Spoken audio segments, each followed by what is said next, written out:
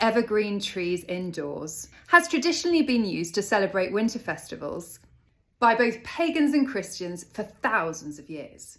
Pagans would decorate their homes during the winter solstice using tree branches. This was a symbol that spring was just around the corner. Fir trees were also used by the Romans to decorate their temples at the festival of Saturnalia, while Christians used it as a sign of everlasting life with God. The 16th century preacher Martin Luther was recorded as one of the first people to bring a Christmas tree into his home, and one of the first to add lights to the tree too. According to tradition, one night before Christmas, Martin was seen to be walking through the forest and looked up to see the brightly shining stars glistening through the tree branches. And thus, fairy lights on Christmas trees came to be. While Queen Victoria and Prince Albert are said to have been the ones to make Christmas trees popular in England, the credit actually goes towards King George III's wife, Charlotte. In December 1800, Queen Charlotte set up a yew tree in the middle of the drawing room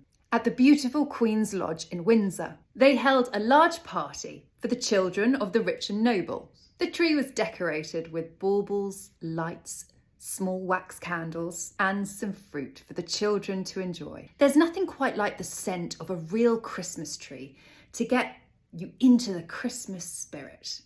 The ritual of actually choosing your Christmas tree is just as important as decorating it. In the UK, the Nordman fir is the most popular tree. The dark green needles have excellent retention, and the strong symmetrical branches are great for hanging ornaments. The tree behind me is actually artificial.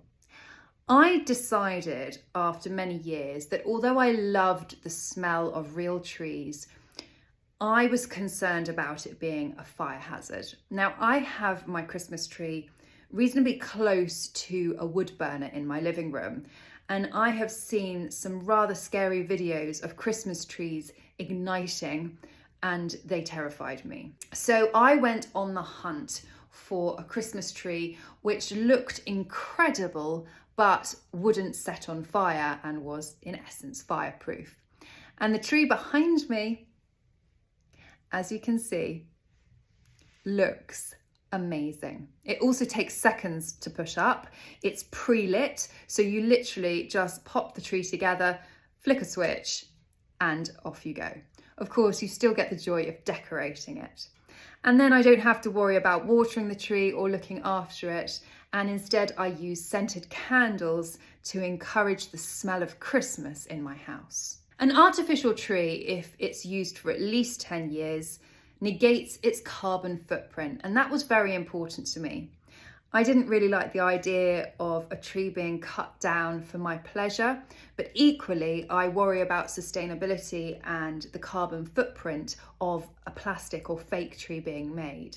So I plan to use the tree behind me as I have already for many years and many years to come. When you put your Christmas tree together, place the tree where you want it in your home and then fluff the branches.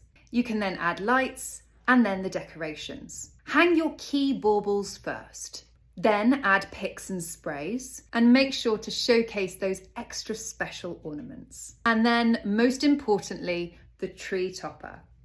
I use a beautiful ornate gold star for mine, but I've seen Santa Claus, I've seen fairies, I've seen wonderful tree toppers in all the beautiful homes I've visited.